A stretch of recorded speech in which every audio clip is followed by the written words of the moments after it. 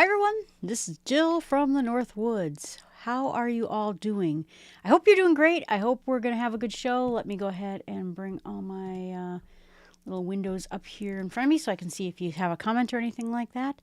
The whole idea is that this is interactive. I'd like to hear your experiences and the things that you are going through as well. Now, I lost 1.4 pounds, which again, like I said, I always lose 1.41 pounds, it seems. But the good news is that I went through a lot of my pants this week and shirts, and I got rid of all 18s, and now I'm solidly in 16s headed towards 14. It seems to me it's about 20 pounds per size of clothes. So that means if I have like 35 more to go, I could end up in certainly in 14s, but will I get to 12s? We'll see how that goes. I do have one pair of 14 pants that they must run large because they actually do fit. So a good week. All the XXL shirts, I had some I was keeping around just because I liked them and I sort of wanted to wear them a couple of times before they went into the lawn mowing pile. But we are now, like I said, solidly in medium shirts. So good news and a good week for losing weight. Hello, thank you for joining. I appreciate it. So the other fun thing is that I got to go to my old place that I used to work. And it's kind of funny because I wondered if I would run into people that I used to work with, but I hadn't been there in 17 years. So I thought, the chances of running into randomly someone I knew on a weekend sort of celebration was pretty low. But and you can kind of see a picture there. I thought I'd show you a picture just because I don't usually show the whole thing of me. And I tend to wear really baggy clothes because most of my clothes are really baggy right now. And instead that day I decided I was just going to wear clothes that fit. I have a few that are just right. And I did wear them, and I ran into one of my ex-coworkers. And you have to say that it's kind of fun to run into ex-coworkers you haven't seen in 17 years, but even more fun when you've lost 75 pounds and ran into your ex-coworker. So that made me feel good. So it's been generally a good week. And like I said, the measurements are coming down. And so, like I said, now we're solidly mediums. Let me go ahead and get rid of all these things on the screen. I hope you are all having a good week as well. The other part of it is I saw this kind of interesting piece. Someone in a press outlet was complaining about GLP-1, a new side effect that she didn't see coming. And I thought, oh gosh, so far, most of the side effects that you see in the press, some of them are real and you have to pay attention to, and you should talk to your doctor if they get extreme. But some of them are like extra skin, right? Anytime you lose weight, you're going to have extra skin. Feeling cold more often is going to happen every time you lose weight, no matter where you're at. You just have less insulation around you. So some of it's kind of silly. But this side effect was people being nicer to her. So the idea, and I get it, that it's hard. Because people, when you are thinner, will be nicer to you, and it's unfair, and you're still the same person. I am still the same person on the inside. I'm still, try to be a good person. I try to help people out. I'm still me, even though I am 75 pounds down. So it's kind of depressing, and I'll give you kind of a personal example. I dated a guy, and I knew he was a guy who really wanted to hang out. He cared very much about what other people's opinions of him are. So he wanted to have the great car with the hot girl sitting next to him. And I was never the hot girl. I have the hair that just won't ever behave, just like Harry Potter. And I was overweight. And the funny thing about it is when we were dating, I was broke. He wanted me to lose weight. And he kept wanting to go out to eat. And I said, this is the anti of everything that you want. You want me to lose weight. I need more money. I'm not making enough money to pay for all this. And yet you just want to go out to eat, which is like contrary to every single goal we had. So at one point, like I said, about 15 years ago, I did lose the weight, and he got very happy about it. He was like, Jill, you look great. I want to take you here and I want to take you there and I want you to meet this friend and that friend. And I realized that he hadn't been taking me certain places because I was overweight. And so I kind of get where this person is saying that it's kind of heartbreaking when people start treating you better because you are now thin. And I get that.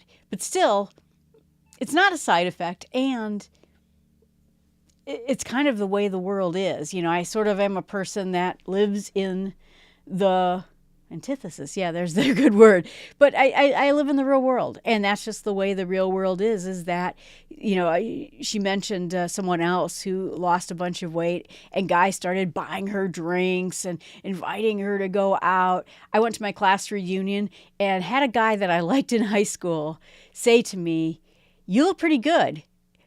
Would you like to go out?"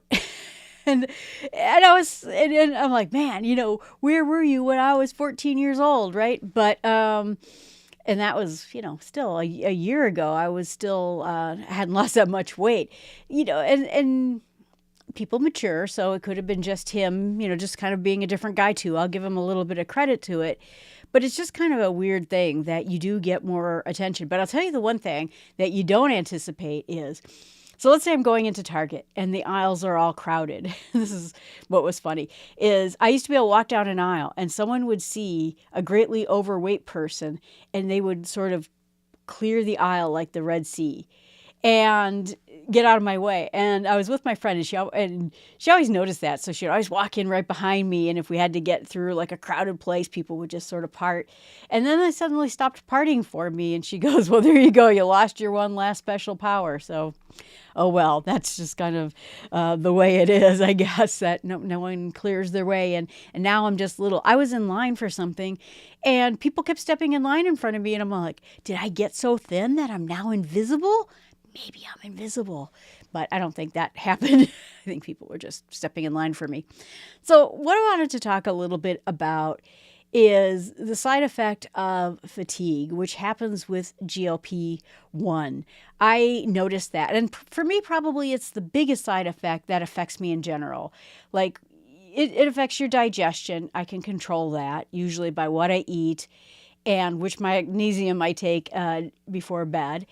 It affects,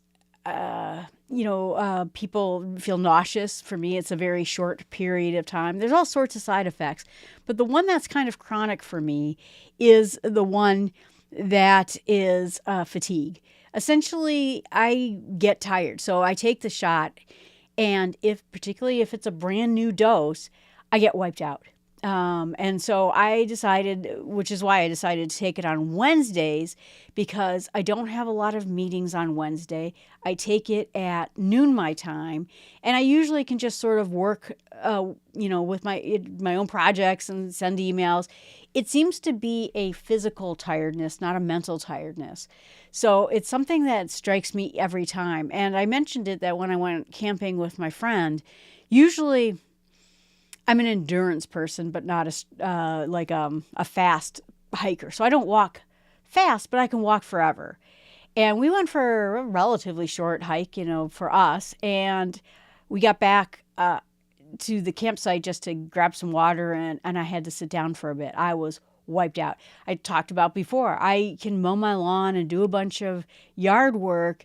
And I found this last couple of times I had to sort of stop at halftime and take a rest, even to the point of getting a nap. I'm going to bring the comments a little bit over here so I can see them better, where I had to take a nap. I mean, I'm just wiped, and that's not me either.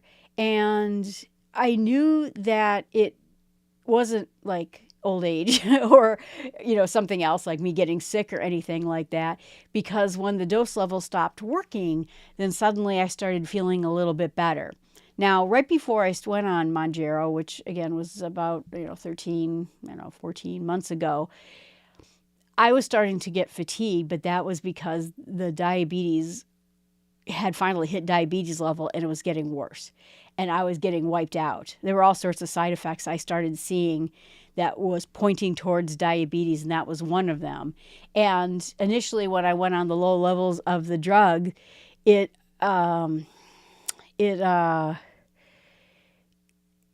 I felt better. All of a sudden I started feeling really good because the diabetes was gone. The blood sugar was out of the system. Remember, blood sugar problems is highly inflammatory. And so your body is almost overreacting to it, like allergies and something like that. So I started, asking this question: why does this happen? Why do so many people on Reddit? You'll see it all over the place on YouTube. People will talk about the fatigue, and it's pretty consistent, and it happens at higher doses, and it happens at dose escalations. So every time you go up in a dose, it gets much worse, and then as you start to get used to the dose, which also means it's not working as well, the tiredness effects start to go away. And someone asked in the chat, is it because you're activating your body to physically burn and deplete calories? And that is a good part of it, is that we'll talk a little bit about why that is. All this time, particularly if you were diabetic, you probably had a ton of sugar floating around in your body, easily or readily available energy. And now as we're losing weight, it is converting over.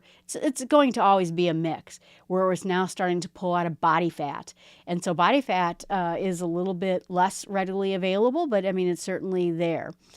Many patients talk about this, about the fact that the first few weeks after a dose escalation and they move up, they just feel, I sort of described it as it's like you're getting the stuffing knocked out of you.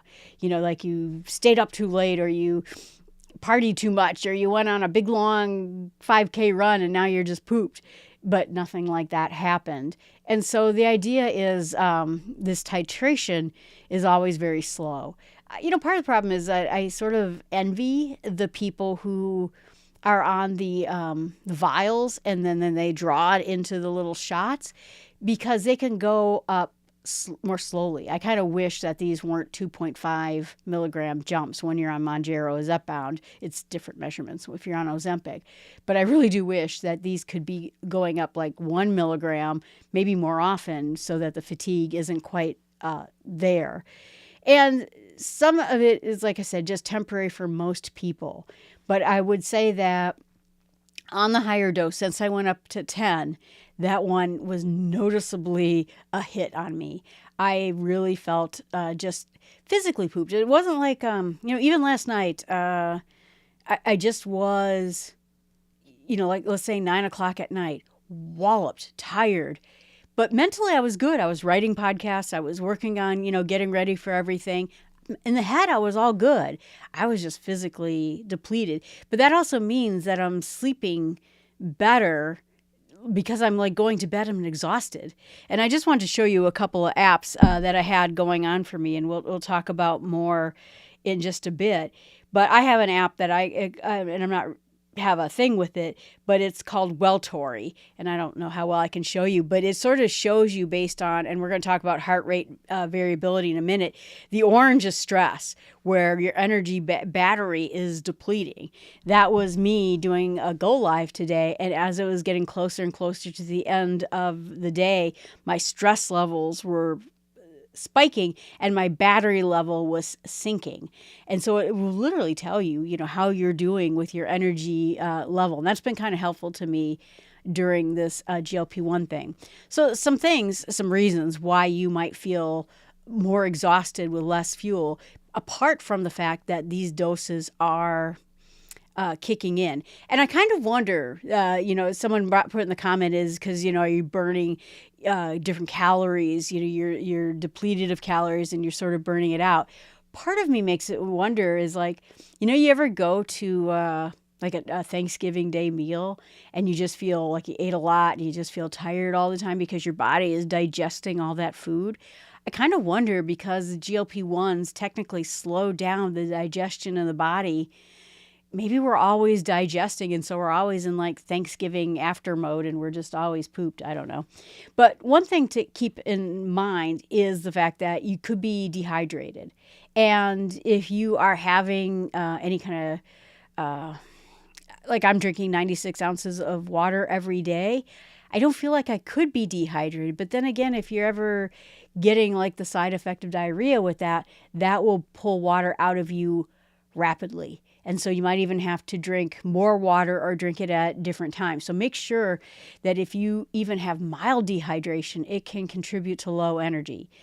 For me, partially what I've been looking at mostly is that low blood sugar. I know, I mean, it's good, right? You had high blood sugar.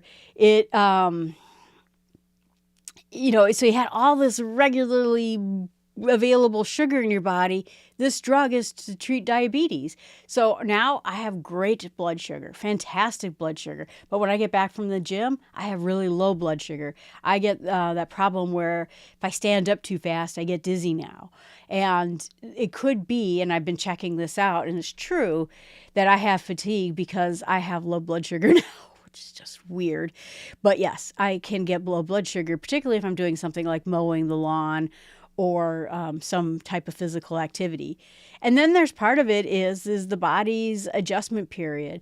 We had a metabolism, and just sort of think of metabolism as math, right? Your body's trying to say, I got to keep Jill alive. These are the math numbers I know. I got to keep her at 98.6 degrees. I have to keep her at this heart rate, this temperature, this breathing. I'm doing all this math. And then she drops a bunch of weight. The body does take some time for adjustment and takes some time for a metabolic shift. And that also includes hormones, a slow gastric emptying, which, like I said, is working its way out of the system. That also can cause fatigue. And then the last part of it is nutritional deficiencies. I can tell you right now that even though I'm eating 1,200 calories a day, I am not getting enough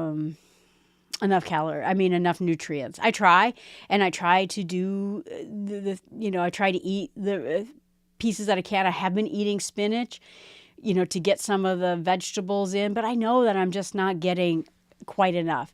And so part of that, is like a lack of nutrition and just a lack of eating. Some people, when they go on these drugs too, is they don't eat enough. They flat out don't eat enough. And when I first take the shots, I take them on Wednesday. Thursday, Friday, I am just completely not interested in food. Just not even interested in food. And so on Wednesdays, I eat all my calories at the beginning of the day because I know once I take that shot, it's just kind of over. For Thursday and Friday, I just sort of let it happen. But that means I'm having extreme calorie deficiencies on those days. And then the numbers start coming back up as the drug sort of fades in me a little bit and I'm a little bit more interested in eating. I used to force myself to eat. Now I'm just trying to say, when I take the shot, I'm going to have a little less. And when I get farther away from it, I'm going to eat a little bit more. And some of it, has to do with the fact that people aren't eating the proper nutrition when it comes to protein and fiber, keeping the kind of dense forms of energy inside of your body. So those are some reasons. And so each of those I've been tackling. If I feel really exhausted, I make sure I just keep hitting that protein. It was funny. I went to Costco on Saturday and I've been eating those bare chicken nuggets that they have at Costco because they're not like there's no chemicals in them. It's just all just like simple chicken nugget types of things that I can put in the broiler and or the microwave, either way, and cook them. And for whatever reason, that seems to be the only thing while I'm on Mounjaro that I want to eat. I could just every meal just eat that. And I don't because I'm trying to get a little bit of variety in there because I do think variety is healthy. But if I feel like I'm really low on energy, I just keep packing in more and more protein. And that can help with fatigue as well. Keeping exercise, keeping strong, that's always a big part of it. But again, when I go to the gym or I mow the lawn, I do need to maintain my energy just a little bit. So, that's the idea. And again, if you get big fatigue that you can't seem to get over, I read some people on Reddit who were saying they can't even get out of bed. That's how bad the fatigue is. And then you need to go see a doctor if it's really that, go see, they'll do blood labs for you. And maybe they'll just say, maybe you have to go on a lower dose. I have seen people go on lower doses before because they just can't, even, like I said, get out of bed. I have luckily not had that kind of problem. Now, I will say that the big thing that I do in order to fix the incredible fatigue, because that Welltory app, what it'll do is like I said, it sort of, we'll talk about heart rate variability here in just a minute, even though I think we're going kind of long Yeah, we still have a little bit of time. But what it does is it looks at your heart rate stuff that your Apple Watch is reading out of your system. And it's trying to use all that data to say, is Jill tired? Is Jill stressed? When should she go to bed? And I noticed that it on this app, when I went to this new dose, upped my 7 hour and 50-minute sleep recommendation to nearly 9 hours of sleep. And so I started going to bed early. So I would get myself a little bit more sleep. And I have to tell you that out of everything I tried, more protein, more water, better nutrients, maybe taking some vitamins, going to bed early is the best thing that has been for me. If I go to bed that, I would say, about 45 minutes early, which is a bummer because you want to do stuff, but that has helped more than anything else that I've tried. So that's my recommendation, try going to bed early. I hate to say it. Someone said that going to bed early is the sleeping in, the new sleeping in. So I kind of think that that's probably true. But I just know this lasts every time I have a dose. I did want to mention and talk a little bit about the HRV, which is the heart rate variability, and a little bit what is that and what is it that it tells you about your body.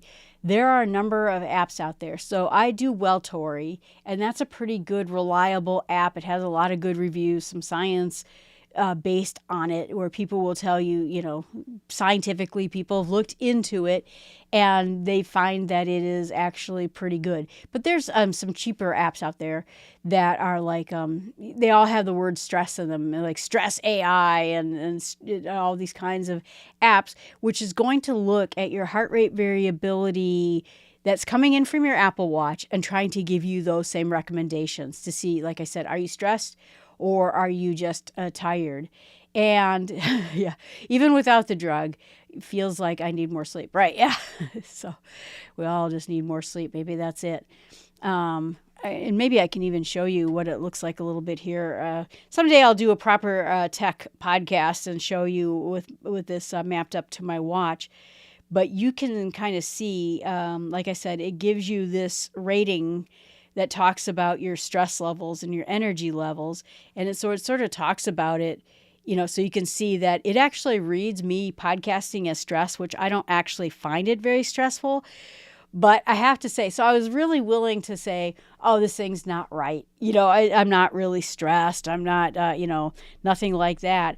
And then I noticed that I was really stressed at work.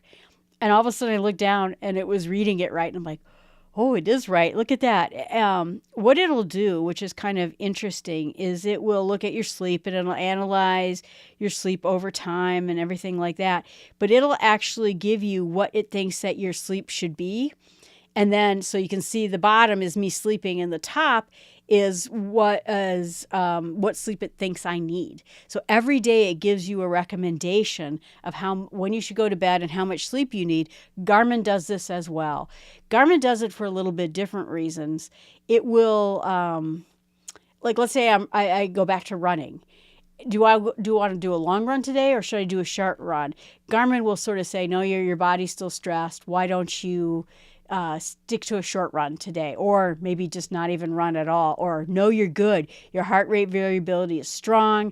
Everything is looking good. Go for a long run. And that's why Garmin is doing it, while these apps are more trying to, kind of give you like a kind of a stress rest kind of thing. And so, like I said, I was prepared not to believe it. And then all of a sudden I noticed that it was accurately telling me when I knew I was stressed, it was telling me I was stressed. So let's talk a little bit about what heart rate variability is. Like I said, our Apple Watches, if you have other watches, they may measure these as well. I know Garmin does. And the idea is that it's measuring to give us an idea of how well our body and our heart is coping with stress, recovery, and even medication. So there's where it comes in. It's the heart rate variability is the variation between heartbeats. That's controlled by your autonomic nervous system. Don't make it sound like you don't think about breathing. You don't think about your heart breathing. Autonomic. That means it's automatic. A higher heart rate value means that your body's adapted, well rested, and in repair mode. You're doing great. A lower heart rate variability is stress, strain, and maybe sickness or maybe poor recovery. Maybe, like if you were a runner, you're just not recovering from that. And essentially, feeling tired is one of those big pieces of it. I ran a bunch of, like I said, my doctor's a nerd like I am. And so I ran for him a bunch of statistics, and I showed him my heart rate variability at my last doctor's appointment. And I said, you can literally see the dose of GLP-1 not working on me because my heart rate variability is coming up. What's interesting is as I lost weight, overall, the trend is my heart rate variability is going up. I'm better fit. I am more fit than I was before. But then when I take a new dose, it takes a hit. It doesn't go down as low as I was when I first started, but I can literally see a dose working or not working on my heart rate variability. Also, my heart rate goes up about 5 beats per minute extra. So that's the idea. If you see your heart rate variability dropping, it can be medications as well. It's not just exactly that. I sort of joked with my doctor. I said, this app thinks that me taking Monjaro is me being sick and stressed out. And I don't feel very stressed out. I am not a very stressed out person just in general. So it sort of reads it a little bit wrong. So the idea, again, is that you can do those things like drink more water, eat more protein. That'll help your heart rate variability. But it's kind of an interesting thing to me, like I said, that I can literally see a dose stop working because as I go along, my heart rate variability comes up and my heart rate goes down. So let's talk, like I said, a little bit more about it. So the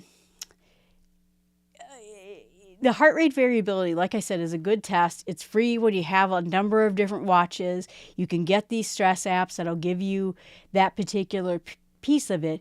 But I do know that the higher you go in dose levels, the harder your body is going into fight or flight syndrome. That's essentially what it is. That there is something that is called sympathetic dominance, which means, I got to run away from the tiger, that kind of thing. Your body is ready for a fight. And that's what this heart rate variability is reading in me. And then sometimes, you'll feel jazzed up maybe because you got to run away from the tiger, but usually you just feel fatigued and wiped out.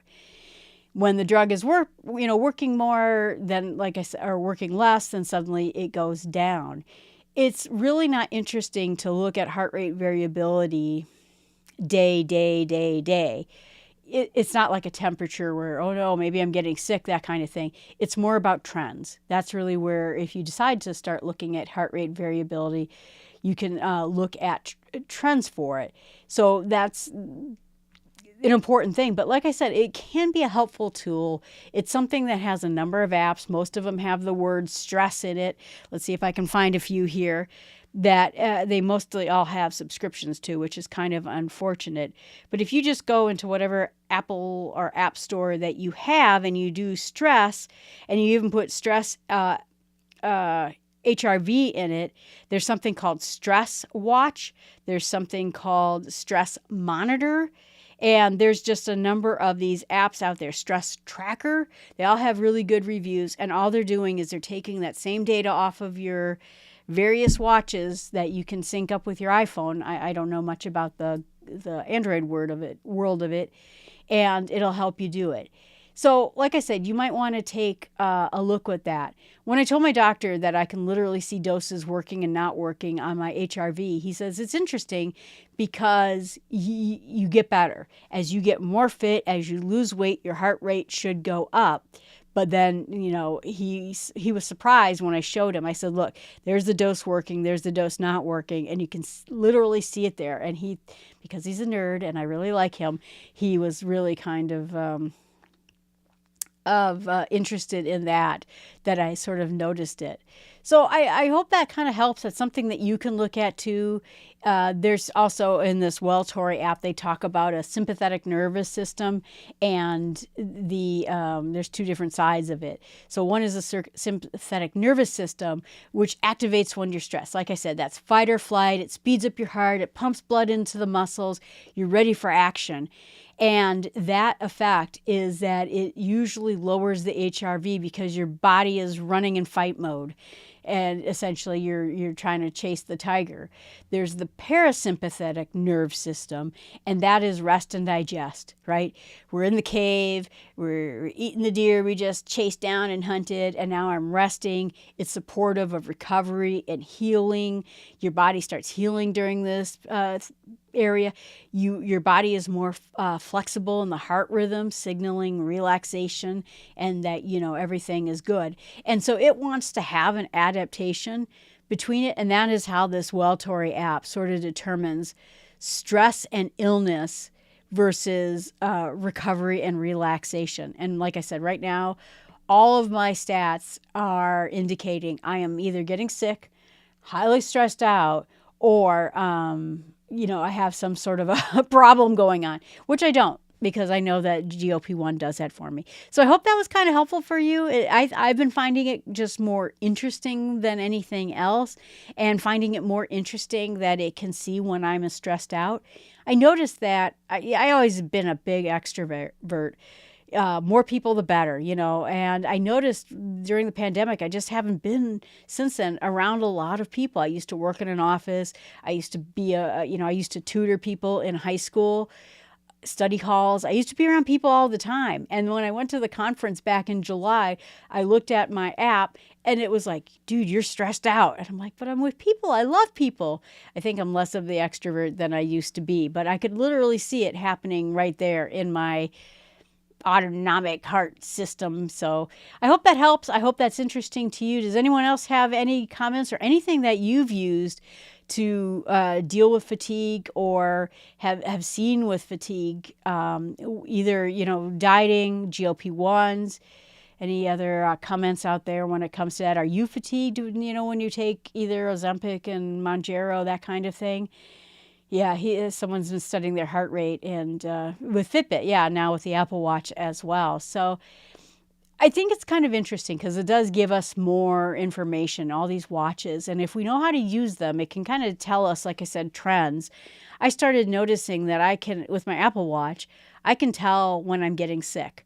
Almost like 2 days before I actually get sick, my temperature goes up a little bit, my HRV comes down, my heart rate goes up.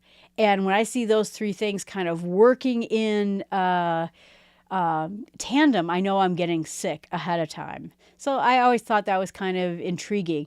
I got COVID a year ago from that conference I went to, and I could literally see it. Like, I got home and I'm like, uh-oh, something's really wrong with me. And that's when I just stayed away from people because I was really sick. You ever do that where you sort of think, wait, am I just tired or am I sick? Or I have allergies or am I sick? And so, some of these things can help you figure it.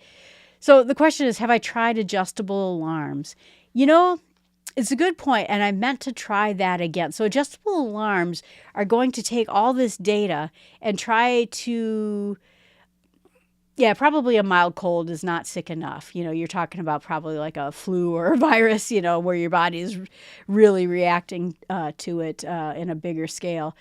And it also probably has to do with your age too, depending on how old you are, if you're younger, it's going to hit you less hard, that kind of thing. So there's adjustable alarms, and what they try to do is they take all this Apple Watch or Garmin, and I'm sure Android watches do the same thing, Fitbits, but they try to use this idea that we think you're rested, and then it wakes you up. And then it also tries not to wake you up in the middle of a deep sleep. So we go through sleep cycles. So we go into deep sleep, we go into REM sleep, which are the dreams. When we're in REM sleep, we have body lock, which means we're not moving around because we could just punch, or hurt ourselves or that kind of thing. And then there's light sleep. So these watches will look out for those perfect conditions when you're in light sleep mode, when you are So what happens when you sleep is that you should have this natural curve where you go to bed and your heart rate variability should start coming up. Then there's a sort of a middle thing, which I don't know why that happens, but then it dips for a little bit, like in the middle of the night, and then all of a sudden, right before you wake up, it starts to come up again. When you see that sort of S-shaped curve on your sleep thing, let me see if I got it last night and I could show you. That means you had a good night's sleep, and that means you got rested and you got the kind of sleep that you needed. And this app will literally tell you that kind of thing. Let's see if I can find it here. Does everyone enjoy my nerd watch sleep talk here? So here's my problem with last night's sleep. I'll kind of show you here. So my heart rate variability started coming up, and then it started going down. Like I said, there's a dip in there. I'm not sure why it really happens, but it stayed down. There should have been this morning thing where it came up. And that might be because I got up early this morning because I have a go live at work and I wanted to get to work early. And so I woke up artificially early. I kind of wonder that if I had slept for the full amount of time that it would have taken me, I bet you that my heart rate variability would have come up in that last hour of sleep. I notice it does. And that would have been said, Jill got enough sleep. And so then that natural alarm will kick in and say, okay, Jill's not in deep sleep. Her heart rate variability just came up. Let's wake her up. And then the alarm goes off. I do mean to try that sometimes. I have a little flexibility with when I wake up because I work for a California hospital. And so I like to get things done in the morning, but lately, like I said, with this fatigue, I've just been staying in bed and getting a little extra sleep, so I feel a little bit better during the day. So I might try it. I did mean to try that again now that my insomnia is solved and now that I have a little flexibility in the morning to see if maybe those automatic alarms would start to work better for me. Anyone else have any questions or comments or anything else that you do to fight fatigue? Or have you seen fatigue if you're either dieting or on a GLP-1 drug? I'll just give it a moment here. All right. Well, like I said, the best thing I can tell you is eat well. Make sure that you're getting the nutrition you need, getting the water you need. And if you're doing all that and you're getting enough calories, because like I said, it's super easy to sort of, what is it when you don't eat? Is that anorexia? No, that's not. But it's sort of easy to give yourself an eating disorder when on this drugs and, not get enough food. But like I said, to me, the best thing I've done is just get a little bit extra sleep. So I hope you enjoy this. If you have any comments, please leave comments right down here in the comments area. You can email me at jill@startwithsmallsteps.com. I got some good emails from some people who are kind of on a similar struggle. I hope that you've enjoyed all this talk. If you have a topic that you want me to talk about that I haven't talked about yet, let me know. I do think that in probably somewhere around the new year, I will go and get another DEXA scan and see how we're doing. Primarily, I think that once I get rid of the gut, I have a little bit of a gut, that's the dangerous type of fat, then I think I might put an end and go on some kind of maintenance. So I appreciate you being there. Have a great day. I also should figure out ahead of time where that finish button is. All right, goodbye.